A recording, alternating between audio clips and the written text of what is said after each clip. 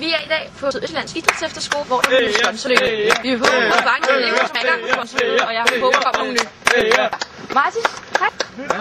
Hvad er det, I laver her i dag? Vi er ude og løbe for nogle børn nede i... Og hvordan hjælper I det? Vi hjælper dem ved at tjene penge på sponsorer, som vi får. Okay, og hvad er det for nogle sponsorer? Det er for eksempel, så jeg har ens forældre kan gøre det, og man kan gå ind på Nike og forfatte og alt muligt. Firmaer og forældre og så videre. Og hvor meget har du fået løbet i dag? Jeg har løbet 10 runder. 10 runder? Hvor meget? Og hvad får du?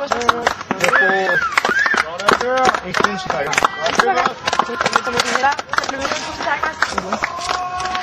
Og vi er her. Fanget I mere. Løb ud, Arno! Hvad er det, I laver?